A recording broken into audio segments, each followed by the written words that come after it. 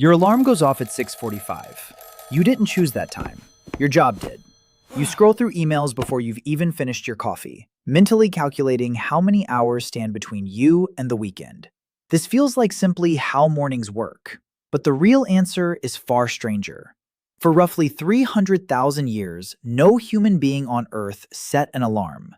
No human had a job. No human clocked in. And yet, they survived, thrived, and somehow found time to paint on cave walls and carve flutes from bone.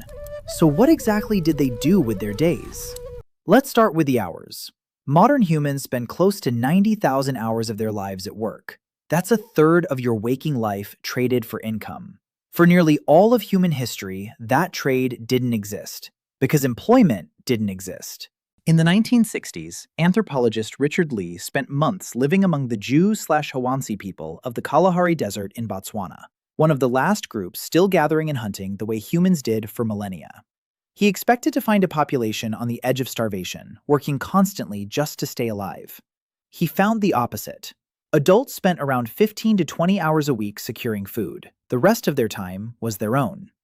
That number isn't an outlier. Researchers studying the Hadza of Tanzania, the Aceh of Paraguay, and the Martu of Australia found strikingly similar patterns.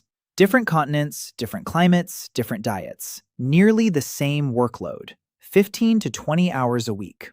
You probably work double that, and you call it a light schedule. Now, you might wonder if this only applies to modern foraging groups, not actual ancient humans. That's a fair question, and the bones answer it. When archaeologists examine the skeletons of early farmers next to the skeletons of hunter-gatherers who came before them, the difference is hard to miss. Farmers were shorter. Their teeth were rotted by grain-heavy diets. Their spines show the wear of repetitive, back-breaking labor. Hunter-gatherer skeletons tell a different story. Taller frames, stronger bones, less degeneration. Whatever they were doing with their time, it wasn't constant punishing toil. So where did the rest of the day go? Some of it went into something you might not expect. Art. In Blombos Cave on the South African coast, archaeologists uncovered shell beads pierced with tiny holes, deliberately strung together as jewelry roughly 100,000 years ago. The nearest shoreline was a long walk from the cave. Someone made that walk, gathered the shells, and spent hours drilling through them with stone tools. Not to eat, not to survive, to look good. In Germany, researchers recovered a flute carved from a vulture's wing bone, around 40,000 years old, with 5 carefully spaced finger holes. Someone understood pitch. Someone had the patience to carve it precisely. And somewhere, someone sat by a fire and played it. 30,000 years ago, deep inside Chauvet Cave in southern France, someone walked far underground by torchlight to paint horses, lions, and rhinoceroses with shading and a sense of movement that still startles people who see it today. This wasn't a quick sketch. It took skill, planning, and hours spent in total darkness lit only by a small flame. This is the pattern across hundreds of archaeological sites. Decorated tools, painted caves, carved figurines, jewelry made from teeth and shell. None of it was necessary for staying alive. All of it took time that, by definition, wasn't spent hunting or gathering. So picture a single day. You wake near dawn, not because anything forces you to, but because the light does. The fire from the night before is still warm. You eat what's left from yesterday's hunt, or nuts and roots gathered the day before. Conversation over breakfast is casual, practical. Who saw fresh tracks? Which plants are ready? By mid-morning, a small group might head out to gather or hunt, but not everyone and not every day.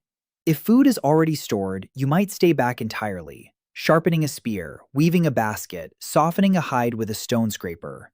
There's no supervisor checking your progress. You do this because skill matters, because being good with your hands earns you standing among the people whose opinion of you actually determines whether you eat when times are lean. If a hunt does happen, it isn't the dramatic sprint you've seen in documentaries. Humans are persistence hunters. You jog steadily for hours, tracking an animal until heat exhaustion does what speed alone never could. Few other species can sweat the way you can, which means few other species can outlast you. This single trait freed up enormous stretches of time that other animals spend stalking, waiting, or recovering. By the time the animal is carried back, butchered, and shared, much of the day's real work is already finished, often by early afternoon. What happens after that is, by today's standards, almost nothing. And that's the point. People rest in the shade. They nap. They let children climb over them while half asleep. None of it looks productive on paper, and none of it needs to. Anthropologist James Sussman, who spent years studying the Zhuangzi, found that adults often spend close to 6 hours a day in pure social time. Not working, not sleeping. Just talking, joking, grooming one another, watching children play. In a world with no money, no police, and no written contracts, your survival depends entirely on the people around you choosing to share with you when you have nothing. So you invest in those relationships constantly, not because it's productive, but because it's how you stay alive. Then the sun goes down, and something shifts. In 2014, anthropologist Polly Wiesner analyzed recordings of conversations among the Jews/Hawansi and noticed a clear pattern. During daylight, most talk was practical, complaints, plans, observations. But after dark, around the fire, more than 80% of conversation turned into stories. Myths about how the world began, tales of distant relatives, jokes that made the whole camp laugh. Wiesner argued that this nightly ritual, repeated for tens of thousands of years, is where human culture itself first took shape.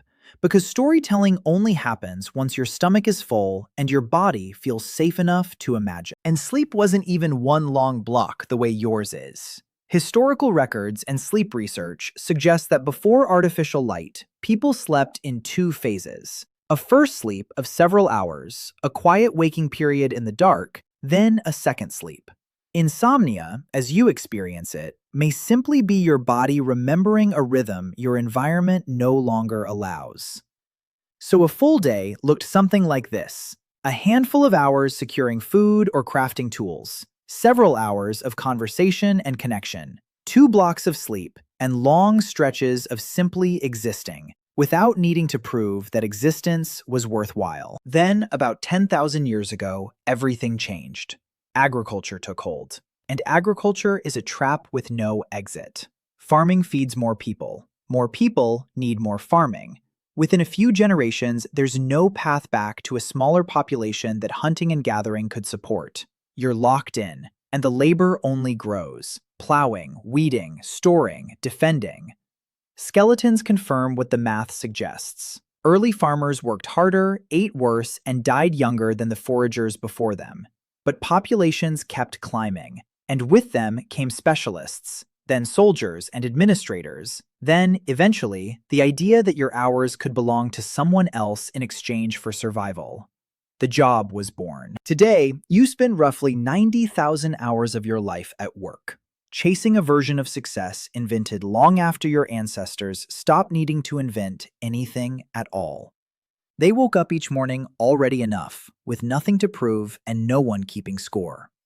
You scroll through emails before finishing your coffee, calculating how many hours stand between you and a freedom they never had to calculate at all. Because they already had it.